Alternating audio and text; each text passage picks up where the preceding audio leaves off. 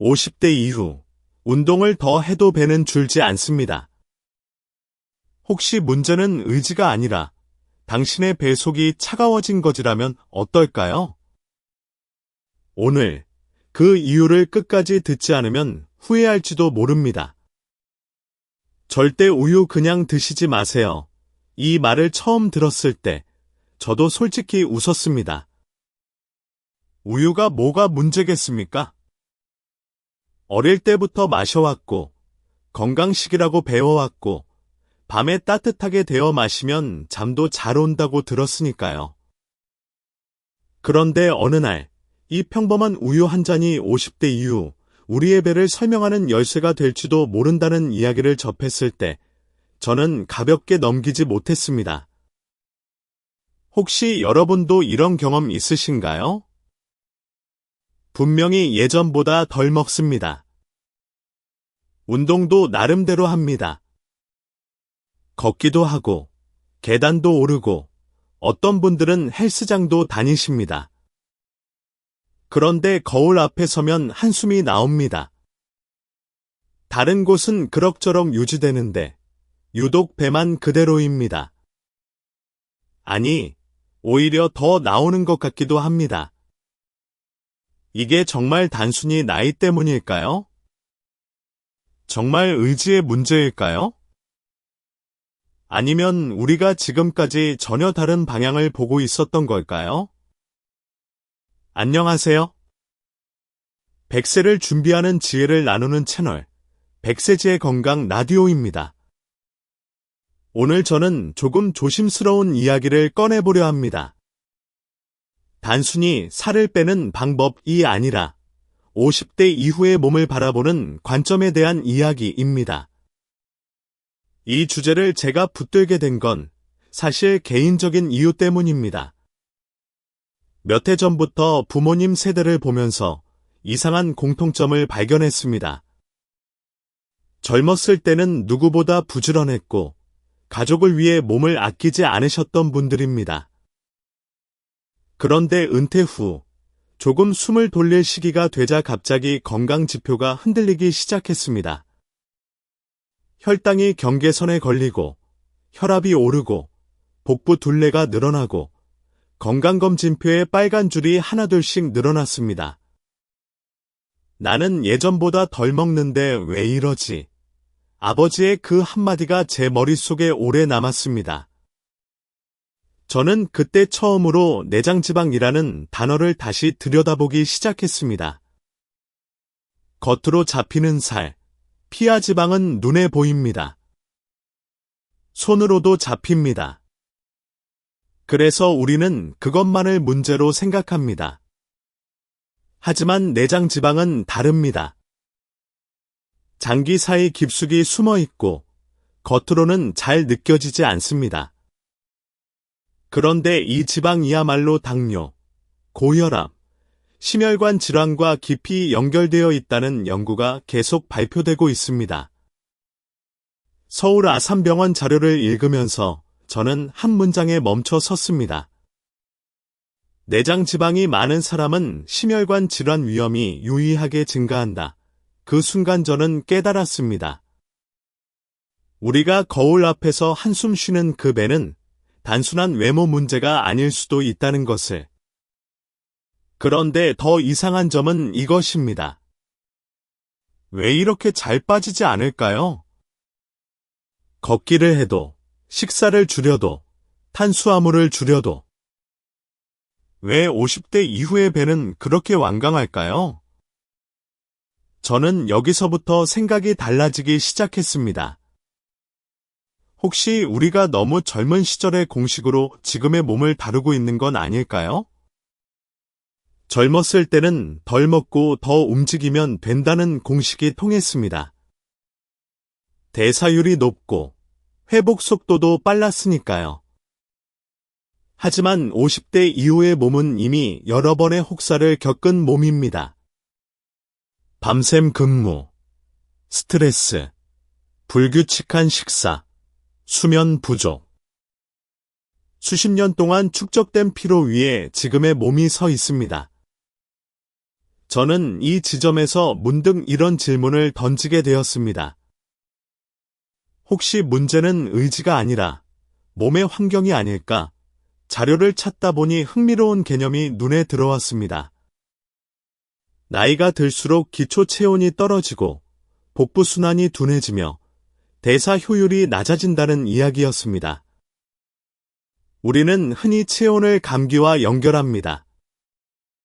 하지만 체온은 그 이상입니다. 체온이 1도만 떨어져도 대사율이 낮아질 수 있고 면역 기능이 약화될 수 있다는 연구도 있습니다. 그렇다면 혹시 복부가 차가워진 상태에서는 지방이 잘 분해되지 않는 건 아닐까요? 냉동실에 넣어둔 버터를 떠올려 보십시오. 딱딱하게 굳어 있습니다. 아무리 힘을 줘도 쉽게 변하지 않습니다. 하지만 따뜻한 열이 가해지면 서서히 녹기 시작합니다. 이 비유를 처음 접했을 때 저는 단순한 표현이라고 생각했습니다. 그러나 곰곰이 생각해보니 우리 몸 역시 온도와 밀접하게 연결되어 있습니다. 특히 복부는 장기들이 모여있는 중심부입니다. 이곳의 순환과 온도가 떨어진다면 대사도 함께 느려질 가능성이 있습니다. 저는 그 순간부터 질문을 바꾸었습니다. 어떻게 하면 몸을 안에서부터 다시 예열할 수 있을까? 이 질문이 오늘 이야기의 출발점입니다. 이 영상의 끝에서는 여러분이 그 답을 어느 정도는 스스로 정리하실 수 있을 겁니다. 하지만 그 과정은 단순한 다이어트 팁이 아닙니다. 50대 이후의 몸을 존중하는 새로운 관점에 대한 이야기입니다. 이 이야기가 여러분께 의미 있을 것 같다면 지금 채널 구독 버튼을 눌러주시기 바랍니다. 여러분의 응원이 있어야 저도 더 깊이 공부하고 더 책임감 있게 정보를 전할 수 있습니다. 오늘 저는 단순한 살 빼는 비법을 말하려는 게 아닙니다. 왜 우리 세대의 배가 쉽게 줄지 않는지, 왜 건강검진표의 숫자가 예전과 달라졌는지, 그리고 그 원인을 어디에서 찾아야 하는지 함께 고민해보고 싶습니다. 혹시 지금 거울을 보며 한숨 쉬고 계신가요? 혹시 병원에서 조금만 더 관리하세요 라는 말을 듣고 돌아오셨나요? 그렇다면 오늘 이야기를 끝까지 들어보십시오. 문제의 방향이 바뀌면 해법도 달라질 수 있습니다. 그리고 저는 그 변화의 가능성을 여러분과 함께 차분히 탐색해보고 싶습니다. 이제 우리는 질문의 중심에 서 있습니다. 정말 배는 우리의 적일까요? 아니면 몸이 보내는 신호일까요? 다음 이야기에서 저는 그 신호를 어떻게 해석해야 할지 조금 더 깊이 들어가 보겠습니다. 그리고 그 안에서 왜 따뜻한 한 잔이 단순한 음료 이상일 수 있는지도 함께 생각해 보겠습니다. 지금부터가 진짜 시작입니다. 앞에서 우리는 질문 하나를 남겨두었습니다. 정말 문제는 의지가 아니라 몸의 환경일지도 모른다는 그 질문 말입니다. 그 질문을 붙잡은 채로 저는 조금 더 깊이 들어가 보기로 했습니다. 솔직히 말씀드리면 처음에는 저도 반신반의했습니다. 배가 차가우면 지방이 안 녹는다는 표현이 다소 상징적으로 들렸기 때문입니다. 과학적으로 그렇게 단순화할 수 있을까? 혹시 또 하나의 과장된 건강 문구는 아닐까? 저 역시 의심부터 했습니다. 그런데 자료를 읽고 실제 사례를 관찰하고 무엇보다 제 주변 어르신들의 몸 상태를 다시 떠올려 보면서 생각이 조금씩 달라졌습니다. 우리는 나이가 들수록 근육량이 줄어듭니다. 특히 복부 근육과 코어 근육은 의식적으로 운동하지 않으면 빠르게 약해집니다. 근육은 단순히 힘을 쓰는 조직이 아니라 열을 만드는 조직이기도 합니다. 근육량이 줄어들면 자연스럽게 기초 체온과 기초 대사량이 낮아질 수 있습니다. 이건 다이어트의 문제가 아니라 생리학적인 변화입니다. 실제로 여러 연구에서 50대 이후 기초 대사량이 20에서 30%까지 감소할 수 있다는 보고가 있습니다. 젊을 때와 같은 식사량, 같은 활동량이라도 몸이 소비하는 에너지는 줄어드는 것입니다. 그렇다면 그 남는 에너지는 어디로 갈까요? 저장됩니다. 특히 복부 쪽으로. 여기서 저는 한 가지 장면을 떠올렸습니다. 겨울철 난방이 꺼진 집 아닙니다. 실내가 차가워지면 사람은 웅크리고 움직임이 줄어듭니다. 하지만 난방이 켜지면 몸이 조금 더 풀리고 움직임도 자연스러워집니다. 혹시 우리 몸의 내부도 비슷한 원리가 아닐까요? 복부는 우리 몸의 중심입니다. 간, 췌장, 장, 신장 등 중요한 장기들이 모여 있습니다. 이 장기들의 기능은 혈류와 밀접하게 연결되어 있습니다. 그런데 체온이 떨어지고 혈류가 둔해지면 장기의 활동도 서서히 느려질 수 있습니다. 소화가 더디고 배에 가스가 차고 더부룩함이 반복되는 경험을 하신 분들이라면 이해하실 겁니다. 이때 우리는 흔히 소화제를 찾습니다. 그러나 저는 질문을 바꿔보았습니다. 왜 소화가 느려졌을까? 왜 복부가 항상 차가운 느낌일까? 여기서 복부의 온도라는 개념이 단순한 은유가 아니라는 생각이 들었습니다.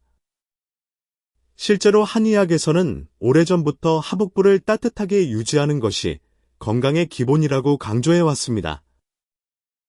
저는 무조건 전통의학을 신봉하는 사람은 아닙니다.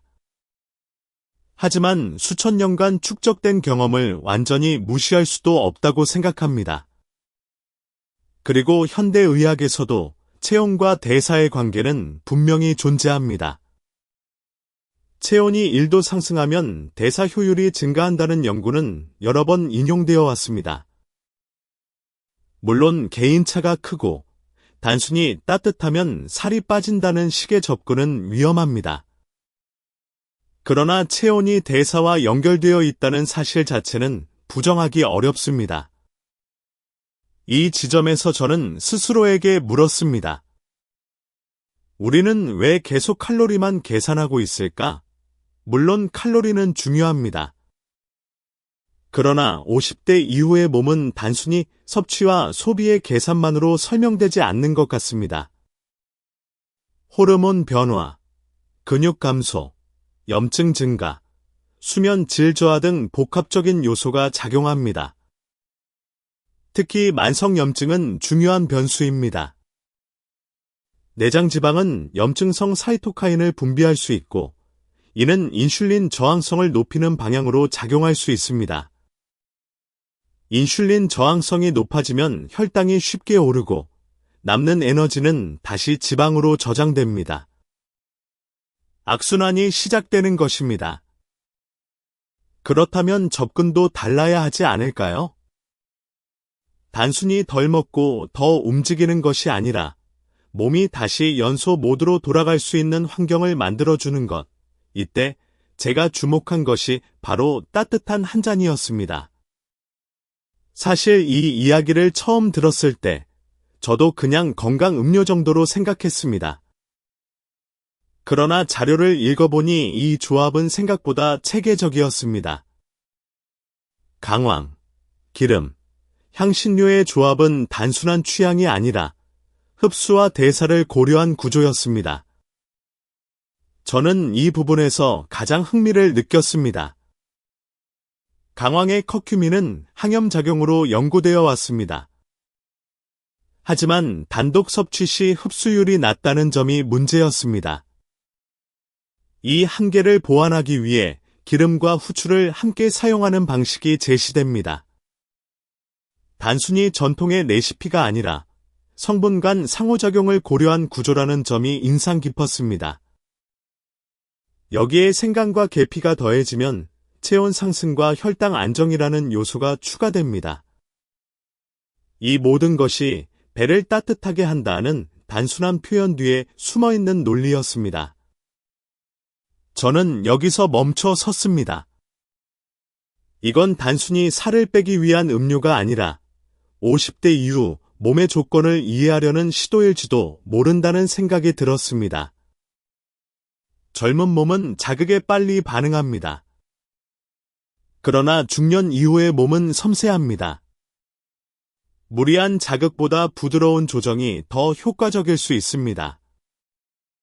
저는 이 음료가 그 상징처럼 느껴졌습니다. 따뜻함, 순환, 흡수, 염증 완화, 혈당 안정. 물론 이 모든 것을 한 잔으로 해결할 수 있다고 말하는 건 과장입니다. 저는 그런 식의 접근을 경계합니다. 하지만 적어도 방향은 의미가 있다고 생각합니다. 우리 몸이 차가워져 있고 대사가 둔해져 있고 염증이 누적되어 있다면 그 환경을 조금씩 바꾸는 것이 필요하지 않을까요? 그래서 저는 이 주제를 단순한 건강 정보로 다루고 싶지 않았습니다.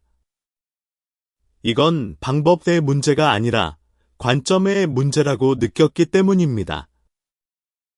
배를 적으로 보는 대신 몸의 신호로 해석하는 관점. 살을 빼야 한다는 압박 대신 몸을 다시 예열해야 한다는 이해. 이제 다음 단계로 넘어가 보려 합니다. 이 5가지 재료가 각각 어떤 역할을 하는지, 왜 함께 있을 때 의미가 생기는지, 그리고 우리가 어떤 점을 조심해야 하는지 차분히 살펴보겠습니다. 우리는 단순한 다이어트 이야기를 하는 것이 아닙니다. 지금은 50대 이후의 몸을 다시 이해하는 과정에 서 있습니다. 이제 우리는 관점을 바꾸는 데까지는 도달했습니다. 그렇다면 그 관점을 실제로 지탱해주는 근거는 무엇일까요? 저는 그 답을 찾기 위해 이 5가지 재료를 하나씩 들여다보기 시작했습니다. 처음에는 솔직히 큰 기대를 하지 않았습니다.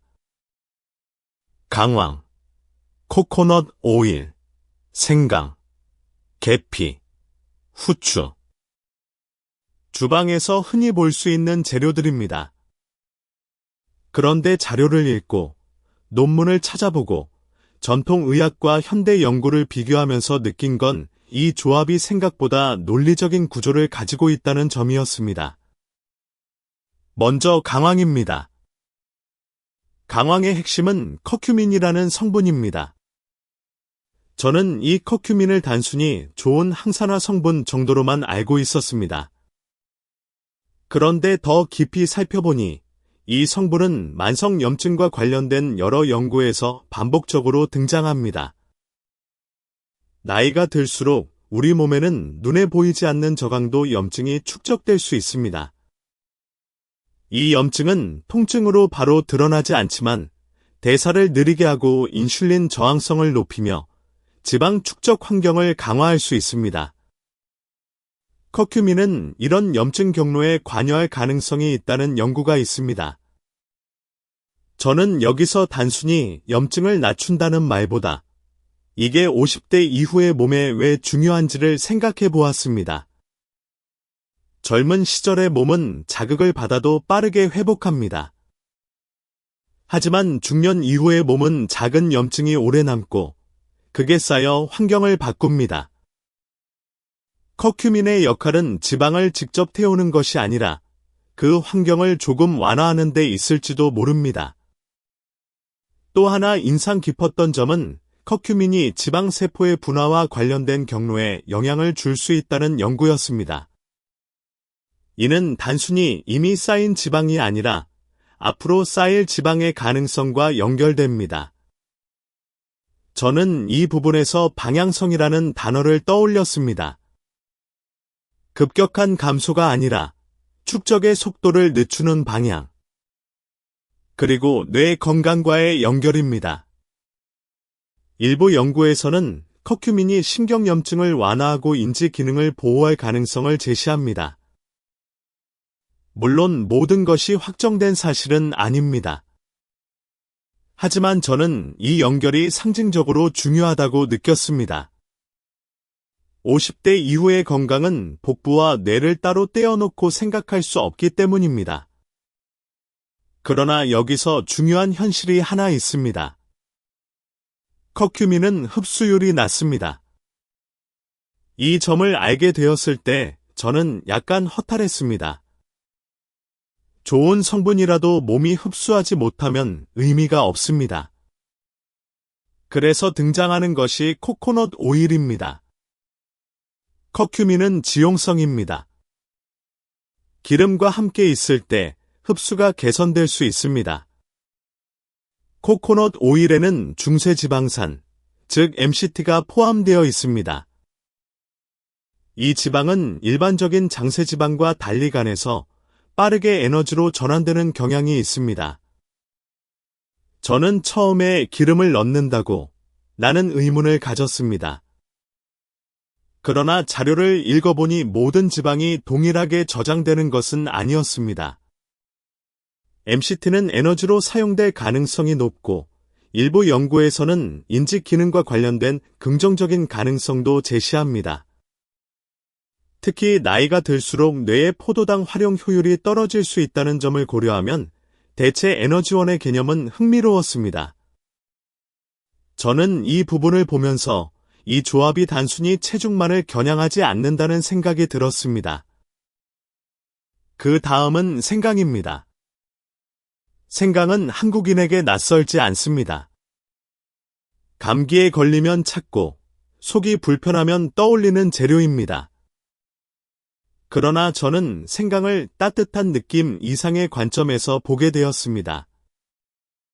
일부 연구에서는 생강이 열 발생과 관련된 대사 경로를 자극할 가능성이 있다고 합니다. 물론 이 효과가 극적이라고 말할 수는 없습니다.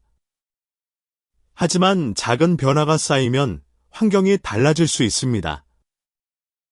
또한 생강은 소화와 연결됩니다. 50대 이후에는 위장 운동이 느려질 수 있고 복부 팽만이 잦아질 수 있습니다. 이런 상태는 활동량을 줄이고 다시 대사 저하로 이어질 수 있습니다. 생강은 그 순환을 조금 부드럽게 만드는 역할을 할 수 있습니다. 계피 역시 흥미로운 재료입니다. 계피는 혈당과 관련된 연구에서 자주 등장합니다. 일부 연구에서는 계피가 인슐린 민감성과 관련된 긍정적 변화를 보였다는 보고가 있습니다.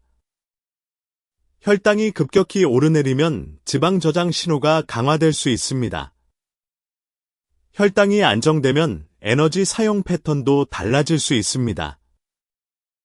저는 계피를 보면서 이 조합이 왜 중장년층에게 의미가 있을 수 있는지 이해하게 되었습니다.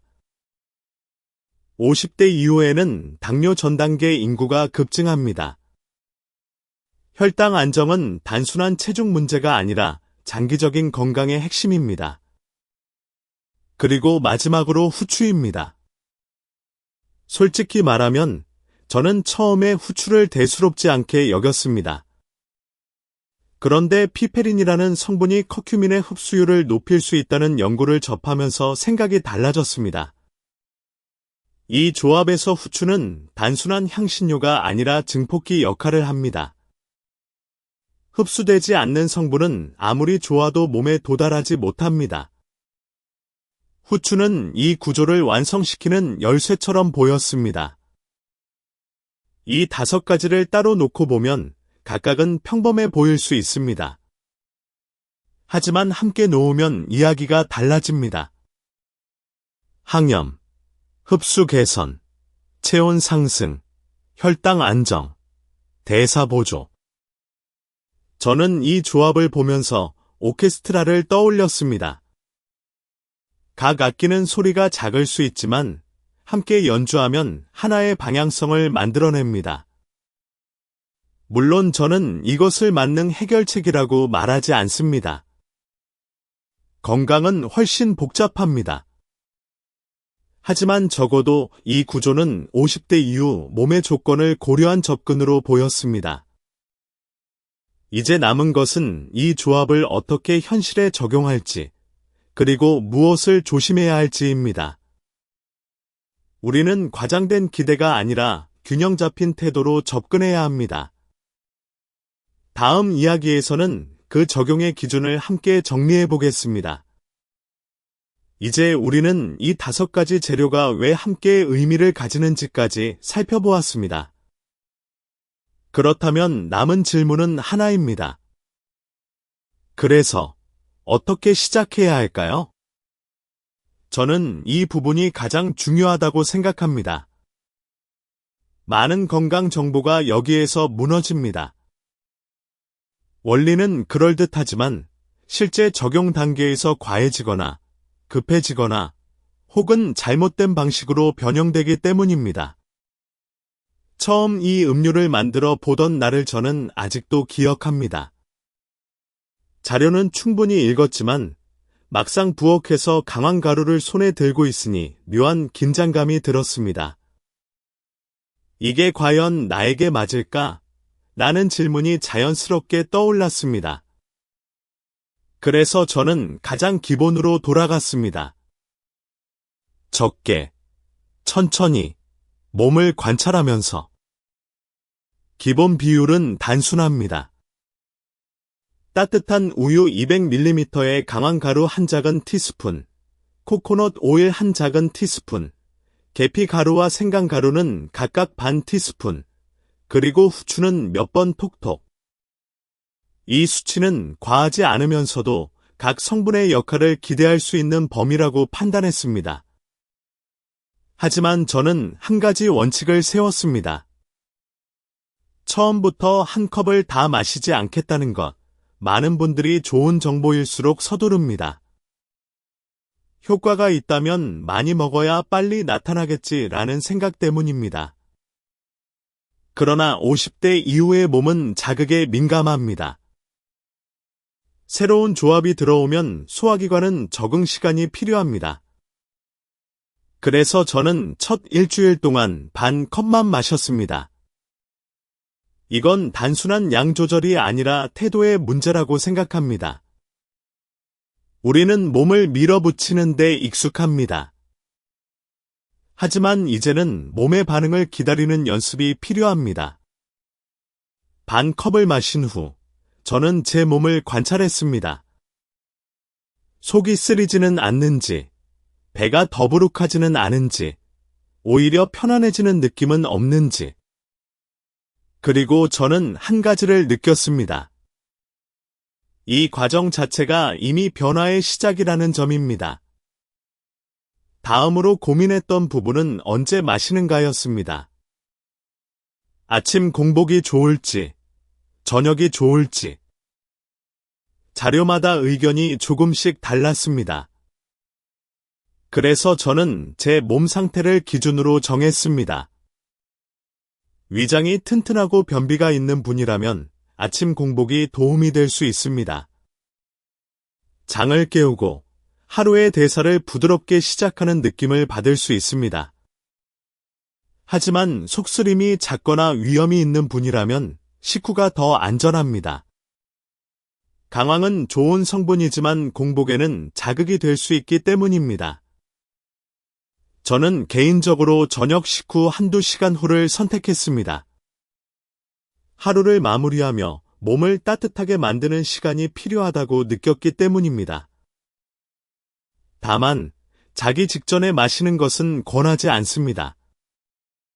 생강과 계피가 체온을 올리면서 오히려 각성을 유발할 수 있기 때문입니다. 적어도 잠들기 2시간 전이 적절하다고 판단했습니다. 또 하나 현실적인 문제가 있었습니다. 우유입니다. 우리나라 성인의 상당수가 유당을 완전히 소화하지 못합니다. 만약 우유를 마시면 배가 불편해진다면 두유나 아몬드 밀크, 오트 밀크로 바꾸는 것이 좋습니다. 중요한 것은 따뜻함과 지용성 환경이지 반드시 일반 우유일 필요는 없습니다. 물에 타도 되느냐는 질문도 많이 받습니다. 가능은 합니다. 그러나 이 경우 코코넛 오일의 역할이 더 중요해집니다. 강황은 기름과 만나야 흡수가 개선될 수 있기 때문입니다. 저는 물보다는 식물성 우유를 권하고 싶습니다. 그리고 반드시 강조하고 싶은 것이 하나 있습니다. 후추를 빼지 말 것. 후추는 맛을 위한 재료가 아닙니다. 흡수의 연결고리입니다. 양이 많을 필요는 없습니다. 몇 번의 가벼운 터치면 충분합니다. 그러나 완전히 생략하면 이 구조의 의미가 약해질 수 있습니다. 이제 가장 중요한 부분을 말씀드리겠습니다. 이 음료는 치료제가 아닙니다. 혈액응고 억제제를 복용 중이신 분, 담석이 있는 분, 수술을 앞둔 분은 반드시 의료진과 상의해야 합니다. 강황은 담즙 분비와 혈액응고에 영향을 줄 가능성이 있기 때문입니다. 임신 중이라면 생강의 양을 줄이거나 전문가와 상담하는 것이 안전합니다. 저는 이 부분을 가볍게 넘기고 싶지 않습니다. 건강을 돕기 위한 시도가 오히려 위험이 되어서는 안 됩니다. 우리는 과장이 아니라 균형을 선택해야 합니다. 실천을 지속하기 위한 방법도 고민했습니다. 매번 가루를 계량하는 것이 번거로울 수 있습니다.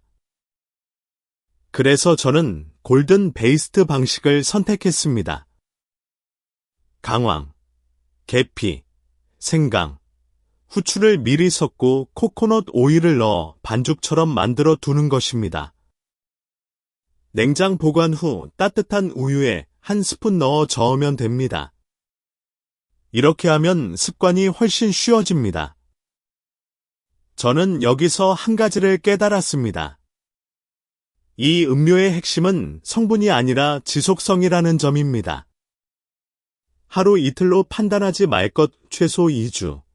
가능하면 한 달은 몸을 관찰해 볼 것. 체중계 숫자보다 허리둘레와 몸의 느낌을 살필 것. 우리는 너무 빨리 결론을 내리려 합니다. 그러나 50대 이후의 몸은 속도가 아니라 방향에 반응합니다. 따뜻함이 조금씩 유지되고, 소화가 부드러워지고, 수면이 깊어지고, 아침이 가벼워지는 작은 변화들이 쌓일 때, 그때 비로소 우리는 몸의 환경이 바뀌고 있다는 신호를 읽을 수 있습니다. 이건 다이어트 전략이 아니라 생활 방식의 재조정입니다. 저는 그렇게 받아들였습니다. 이제 마지막으로 남은 이야기는 이런 작은 조정이 왜 생각보다 큰 의미를 가질 수 있는지입니다. 우리는 단순히 살을 줄이려는 것이 아니라 앞으로의 시간을 더 단단하게 보내기 위한 선택을 하고 있기 때문입니다. 이제 우리는 방법까지 정리했습니다. 그렇다면 남는 질문은 이것입니다. 과연 이런 작은 습관이 우리 삶에 어떤 의미를 가질 수 있을까요? 저는 이 음료를 처음 접했을 때 단순히 복부를 줄이는 도구로 생각하지 않았습니다. 오히려 한 세대의 삶을 돌아보게 하는 상징처럼 느껴졌습니다. 제가 만났던 한 60대 여성분은 젊은 시절 간호사로 일하셨습니다. 밤 근무가 잦았고 식사는 늘 불규칙했습니다. 은퇴 후 시간이 생기자 가장 먼저 눈에 들어온 건 늘어난 복부였습니다. 나는 남들보다 덜 먹는데 왜 이럴까라고 말씀하시던 그 표정이 아직도 기억납니다. 그분은 저에게 말했습니다. 운동도 해봤고 굶어도 봤는데 배만 안 빠져요. 저는 그 말에서 좌절감을 느꼈습니다. 단순히 체형 문제가 아니라 스스로를 통제하지 못한다는 감각이 더 큰 상처였기 때문입니다. 그분이 이 음료를 선택한 이유는 거창하지 않았습니다. 억지로 힘들지 않아서라고 했습니다. 매일 저녁 따뜻한 한 잔을 마시는 것. 그 시간만큼은 몸을 달래는 시간으로 삼았습니다. 처음 한 달은 큰 변화가 없었다고 합니다. 그러나 어느 날 아침, 허리띠가 조금 느슨해진 것을 느꼈다고 했습니다. 체중은 크게 달라지지 않았지만 복부 압박감이 줄어들었다고 했습니다. 그리고 무엇보다 소화가 편안해졌다고 했습니다. 저는 그 이야기를 들으며 생각했습니다. 우리가 놓치고 있는 건 숫자가 아니라 감각일지도 모른다고. 또 다른 60대 후반 남성분은 공복 혈당이 경계선에 있었습니다. 약을 시작하기 전 생활 습관을 조금 바꿔보라는 권고를 받았다고 했습니다. 그는 아침마다 이 음료를 마셨습니다. 3달 후 수치가 약간 안정되었다고 했습니다. 그는 저에게 이렇게 말했습니다. 나는 이 한 잔이 나를 잡아주는 느낌이었어요. 그 말이 인상 깊었습니다. 몸이 통제 불가능하게 흘러가는 것이 아니라 내가 관리하고 있다는 감각. 그것이 자존감을 지켜준다고 했습니다. 저는 이 사례들을 과장하고 싶지 않습니다. 모든 사람이 같은 결과를 얻는다고 말할 수도 없습니다. 하지만 공통점은 있었습니다. 이 음료를 마신 사람들은 단지 살을 빼려는 게 아니라 자신을 돌보는 시간을 만들고 있었습니다. 70대 초반의 한 분은 무릎 관절이 불편했습니다. 강황의 항염 작용에 대해 듣고 시작했다고 했습니다. 몇 주 후, 계단을 오를 때 통증이 조금 줄어든 느낌을 받았다고 했습니다. 완전히 낫지는 않았지만 덜 불안하다고 했습니다.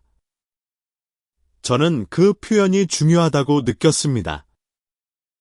완치가 아니라 덜 불안한 상태. 우리는 종종 완벽한 해결만을 원합니다. 그러나 50대 이후의 삶은 완벽이 아니라 균형입니다. 또 다른 분은 수면의 변화를 이야기했습니다. 저녁에 따뜻한 음료를 마시고 나면 몸이 이완되고 잠이 깊어졌다고 했습니다. 다음 날 아침이 덜 무겁다고 했습니다. 저는 이 변화를 단순히 성분의 효과로만 설명하고 싶지 않습니다. 따뜻함이 주는 심리적 안정도 분명 작용했을 것입니다. 그리고 한 70대 남성분은 기억력에 대해 이야기했습니다. 예전보다 머리가 맑은 느낌이 든다고 했습니다. 물론 플라시보일 수도 있습니다. 그러나 저는 생각했습니다. 몸을 관리하고 있다는 믿음이 뇌에도 영향을 줄 수 있지 않을까. 이 모든 사례를 보면서 저는 한 가지를 깨달았습니다. 변화는 속도가 아니라 방향의 문제라는 점입니다. 우리는 너무 오랫동안 빠른 해결을 찾았습니다. 그러나 중년 이후의 몸은 빠름보다 지속을 요구합니다. 작은 습관이 쌓여 환경을 바꾸고 그 환경이 다시 결과를 만듭니다. 이 음료는 마법이 아닙니다. 그러나 매일 반복되는 따뜻함은 몸에 신호를 보냅니다. 이제는 나를 돌보는 시간이다 라는 신호. 저는 이 주제를 연구하면서 건강을 숫자로만 보지 않게 되었습니다. 허리둘레, 혈당, 체중도 중요합니다. 하지만 그보다 중요한 건 몸에 대한 태도입니다. 50대 이후는 쇠퇴의 시작이 아니라 방향을 재설정하는 시기일지도 모릅니다. 젊을 때는 가족을 위해 달렸다면 이제는 나를 위해 속도를 조절해야 합니다. 혹시 여러분도 거울 앞에서 스스로를 탓한 적이 있으신가요? 왜 나는 관리가 안 될까라고 자책한 적이 있으신가요? 저는 그 말 대신 이렇게 바꾸고 싶습니다. 지금의 몸은 다른 방식이 필요하다. 오늘 밤 한 잔의 따뜻함은 그 새로운 방식의 시작일 수 있습니다. 거창하지 않습니다. 그러나 꾸준하다면 의미가 있습니다. 저는 여전히 이 주제를 공부하고 있습니다. 더 많은 연구를 읽고, 더 많은 사례를 듣고, 더 안전한 기준을 찾고 싶습니다. 왜냐하면 이건 단순한 건강 정보가 아니라 우리 세대의 삶의 질과 연결되어 있기 때문입니다. 이 이야기가 여러분의 마음에 작은 울림이라도 남았다면 오늘부터 천천히 시작해 보십시오.